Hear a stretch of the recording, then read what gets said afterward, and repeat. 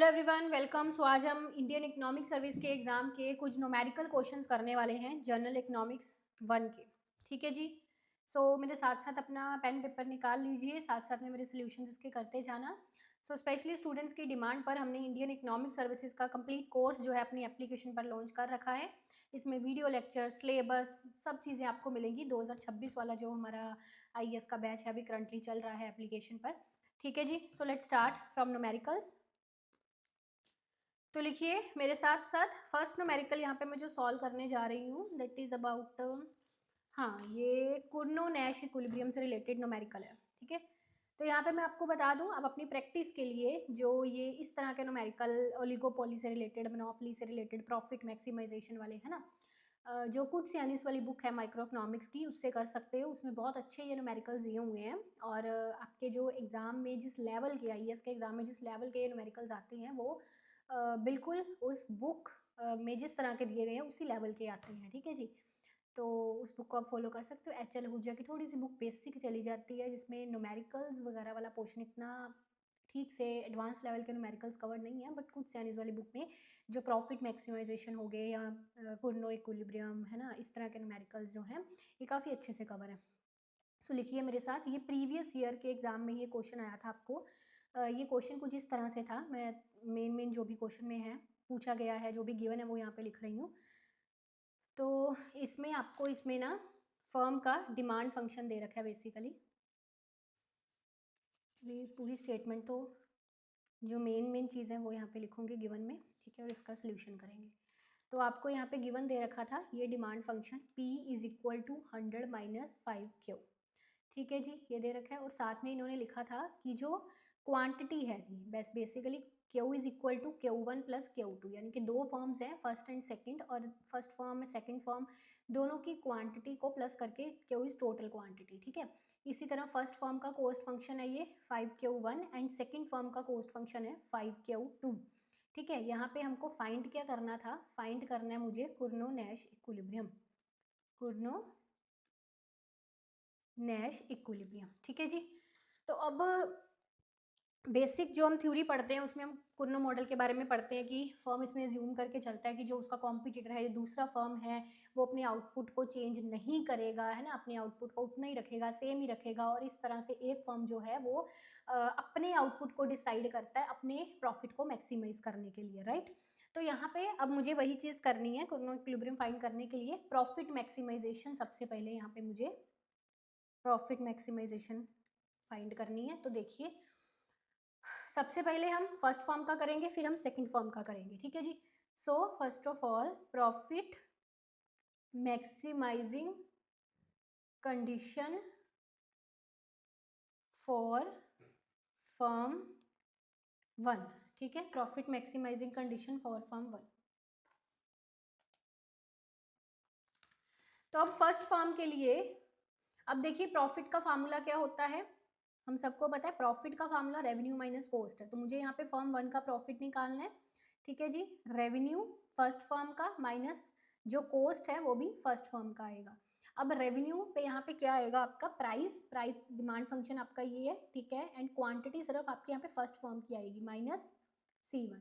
अब देखिए मैं एक एक स्टेप बड़े ध्यान से कर रही हूँ, कोई भी स्टेप मिस नहीं कर रही, ताकि आप जिनका मैथमेटिक्स वीक है वो एक एक स्टेप को अच्छे से समझ पाए। ठीक है जी। इस तरह से हम यहाँ पे पुट कर सकते हैं। ठीक है। अब क्यू उसने क्या लिखा था, क्यू उसने लिखा था कि क्यू जो है वो Q1 प्लस Q2 को मिला के बना है, राइट, ऐसे। तो मैंने क्यू की जगह पर Q1 प्लस Q2 जो है वो पुट कर दिया है। अब इसको आप सॉल्व करेंगे, it will B 100 minus 5Q1, bracket open किया, माइनस 5Q2। ठीक है जी। इस तरह से आ जाएगा, राइट, है ना। अगर आपका स्पीड वगैरह मैथमेटिक्स में अच्छा है तो आप ये स्टेप्स स्किप भी कर सकते हैं, इसमें से एक दो। ठीक है। सीधा हम यहाँ तक भी पहुँच सकते हैं, Q1 की Q1 Q2 minus 5Q1, right. ठीक है जी। ये चीज़ आ गई। अब इसको सॉल्व करो। देखिए 100Q1 में से 5Q1 माइनस करेंगे तो 95Q1 आ जाएगा। ठीक है। माइनस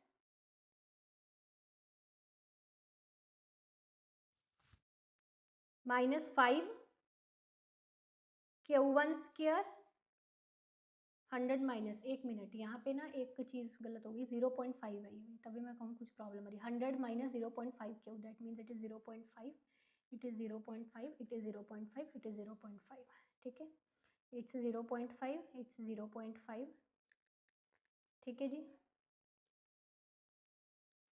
तो it will B 0.5 Q1 square minus 0.5 Q1 Q2, ठीक है जी। ये आपकी प्रॉफिट इक्वेशन बन गई। अब हम क्या कर सकते हैं, इसका डेरिवेशन, हम सबको प्रॉफिट मैक्सिमाइजेशन का रूल पता है, तो Q1 का प्रॉफिट मैक्सिमाइज करना है तो Q1 के रिस्पेक्ट में यहाँ प्रॉफिट फंक्शन का डेरिवेशन कर दीजिए। इट विल बी 95 माइनस 0.5 को 2 से करेंगे तो 1 आ जाएगा। It will B Q1 minus 0.5 Q2, ये इसका डेरिवेशन करके आपका आएगा, ठीक है। तो हम इसको कुछ ऐसे लिख सकते हैं, अगर Q1 को दूसरी साइड पर ले जाएं तो it will B 95 minus 0.5 Q2, ठीक है। ये आपका फर्स्ट फॉर्म जो है, फर्स्ट वाला फॉर्म, उसका ये इक्वेशन बन गया, ठीक है जी, उसका बन गया। चलिए अब हम सेकंड वाले का निकालते हैं। तो सेकंड वाले का अब कैसे निकालेंगे, प्रॉफिट सेकंड का निकालना है तो रेवेन्यू भी सेकंड का माइनस कॉस्ट भी सेकंड का, that is Q2 minus C2, cost कितना है आपका 5 Q2। अब सेम इसमें भी इसी तरह से प्रॉफिट फंक्शन था 100 माइनस 0.5 Q, ठीक है, Q2 माइनस 5 Q2। तो अब यहाँ पर इसको खोल लीजिए, 0.5 Q1 plus Q2 bracket close, ठीक है, माइनस 5 Q2। अब इसको सॉल्व करिए, 100 माइनस 0.5, मैं इकट्ठा ही कर रही हूँ ये सारा अब, ठीक है, 100 Q2, बिकॉज ये सारा जो है ये आपका Q2 से होना ना, है ना। सो 100 Q2 minus 0.5 Q1 Q2 minus 0.5 Q2 का स्क्वायर, ठीक है, इस तरह से आ जाएगा। अब इसको सॉल्व करोगे तो it will B 95 Q2 minus 0.5 Q2 का स्क्वायर माइनस 0.5 Q1 Q2, ये आपकी इक्वेशन बन जाएगी।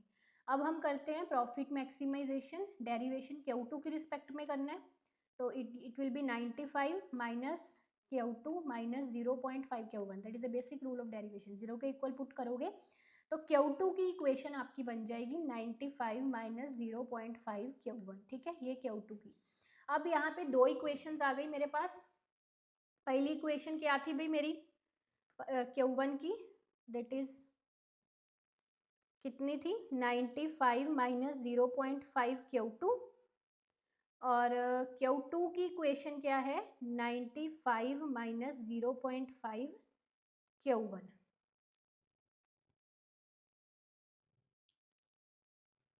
यही आ गई equations.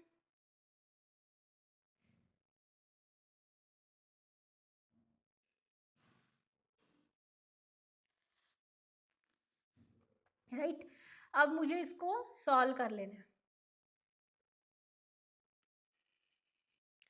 if I will subtract them तो it will be Q1 minus Q2 is equal to minus 0.5 Q2, यहाँ पे प्लस का साइन आएगा, है ना, that is plus 0.5 Q1, ठीक है। So that is a basic rule कि इससे हमको ऑपोजिट साइन लेना होता है, यहाँ प्लस है तो माइनस आएगा, या माइनस है तो प्लस है।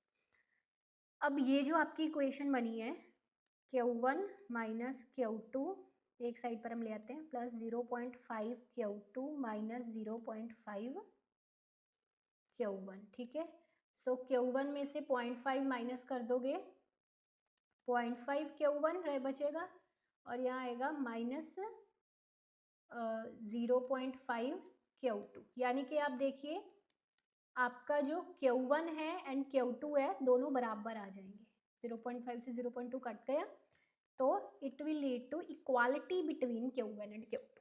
ओके, सो दैट मीन्स अगर दोनों इक्वल हैं, तो हम ऐसा कर सकते हैं कि जो आपका फर्स्ट ये वाला इक्वेशन निकला था, है ना, this Q1 is equal to, यहाँ पे हम Q1 की जगह Q2 पुट कर सकते हैं, 95 माइनस 0.5 Q2 था ना, तो Q2 की बजाय हम यहाँ पे, बिकॉज दोनों इक्वल हैं, we can put here Q1, so Q1 plus 0.5 Q1 is equal to 95, it will be 1.5 Q1 is equal to 95.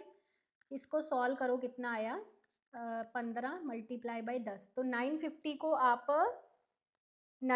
को आप मल्टीप्लाई करेंगे 15 से, तो इट विल बी अबाउट 63.33. तो बेसिक कैलकुलेटर आपको एग्जाम में लो है, इतनी calculations you can do with calculator also. ठीक है जी.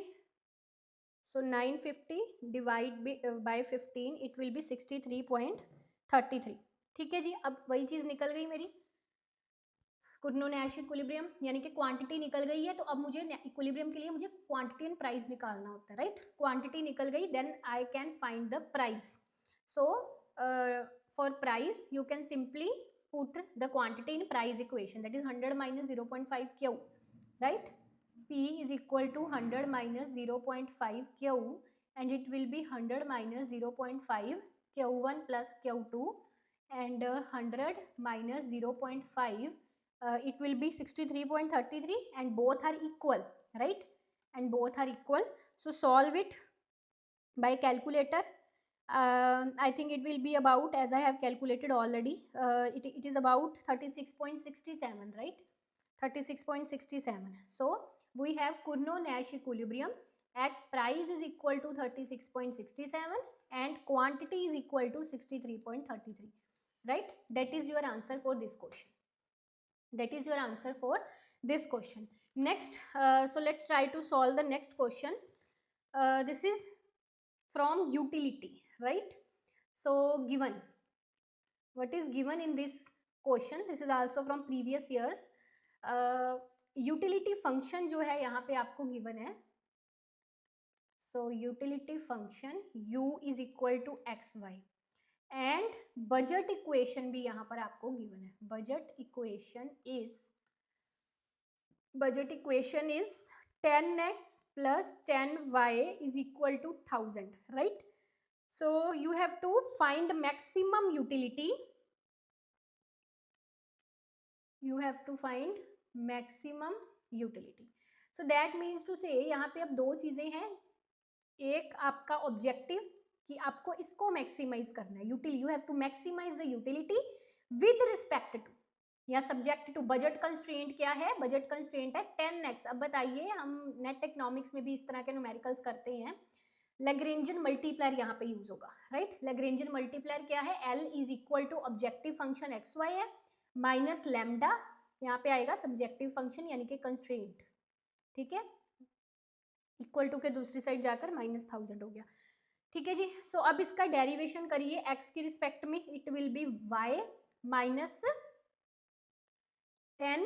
अब यहाँ पे माइनस भी लगा सकते हो, प्लस भी सेंटर में. ठीक है, 10 माइनस दैट इज लैम्डा. ठीक है, एंड y के रिस्पेक्ट में करेंगे तो एक्स वाई का डेरिवेशन y के रिस्पेक्ट में करेंगे तो x आएगा, right. Basic derivation and integration पर भी मेरी क्लास मौजूद है यूट्यूब पर, you can watch that also. ठीक है, so it will be 10 lambda. Okay, it is 0.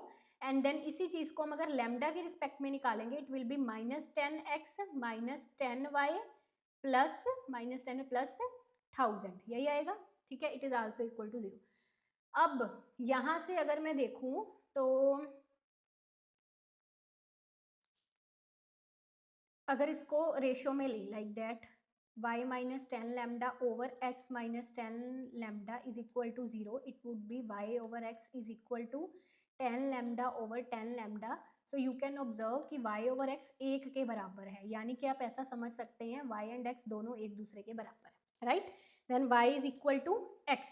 ठीक है, सो फ्रॉम दिस इक्वेशन, अब ये थर्ड वाली इक्वेशन में अगर मैं इस तरह से ही पुट कर दूं, x को y के बराबर पुट कर दें, दैट मीन्स हम y की जगह पर x पुट कर सकते हैं.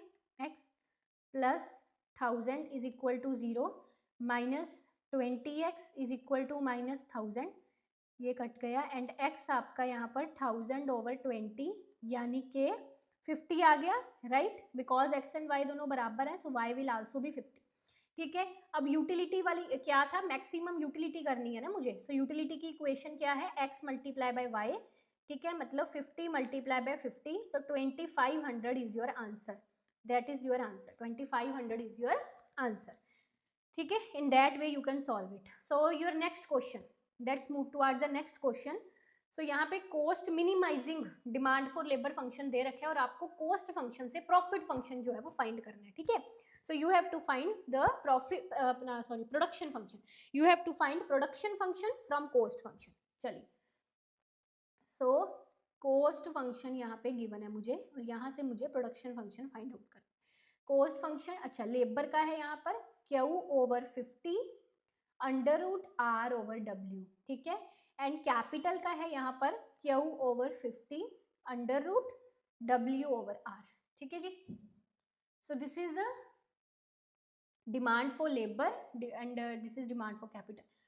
Cost minimising demand for labour and cost minimising demand for capital. Okay, so W आ गया wage rate, that is price of labour, and R आ गया प्राइस ऑफ कैपिटल. ठीक है, W is price of labour, R is price of capital. So you have to find the production function from it. Production function, right? So अब थोड़ा सा अगर इन equations को हम अपने अकॉर्डिंग मोल्ड करें तो लाइक दैट, जैसे फर्स्ट इक्वेशन है आपका L is equal to Q over 50 R over W इसका अंडर रूट. अगर मैं 50 को दूसरी साइड पे ले आऊँ like that 50 L is equal to Q R over W, और इसको मैं मुझे अब प्रोडक्शन फंक्शन में बेसिकली क्या करना है, प्रोडक्शन फंक्शन में क्या होता है कि मुझे ना Q की टर्म्स में इस चीज़ को निकालना है. प्रोडक्शन फंक्शन क्या है कि output is a function of inputs, right? Output is a function of inputs, यानी कि मुझे इस अकॉर्डिंगली इसको करना है कि जो मेरा Q है वो लेबर एंड कैपिटल की टर्म्स में निकले. समझ गए बात? अब मतलब मैं R ओवर W को भी दूसरी साइड पर लेके आ सकती हूँ, इस साइड पर लाइक दैट 50L है यहाँ पर, इसको अगर दूसरी साइड पर ले जाएंगे तो ये क्या बन जाएगा, W ओवर R बन जाएगा इस तरह से.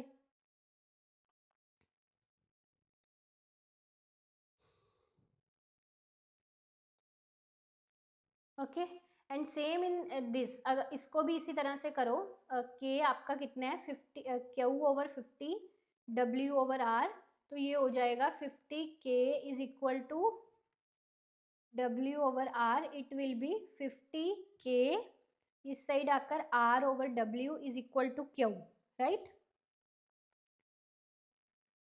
अब हियर द प्रॉब्लम इज कि मुझे प्रोडक्शन फंक्शन बनाने के लिए, बिकॉज अब मुझे जो प्रोडक्शन फंक्शन बनाना है वहाँ पर उसको दोनों इनपुट्स का फंक्शन दिखाना है, मतलब उसमें एक प्रोडक्शन फंक्शन है, मेरे दोनों इनपुट्स आ रहे हैं.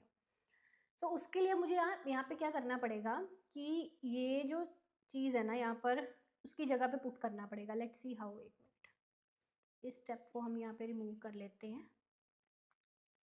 So what we can do here is 50K over Q is equal to W over R. ठीक है, बिकॉज अगर हम इस चीज़ को इस इक्वेशन में पुट कर दें लाइक दैट, करिए put 50L W over R की जगह पर आप लोग पुट कर दीजिए. क्या पुट करेंगे, 50K over Q, right, is equal to Q. ठीक है, अब ये एक इक्वेशन बन गई मेरी. ठीक है जी, अब ये K की एंड L की दोनों की टर्म्स में बनेगा ये. तो you can write here 2500 labour capital is equal to Q square, ऐसे ही आएगा.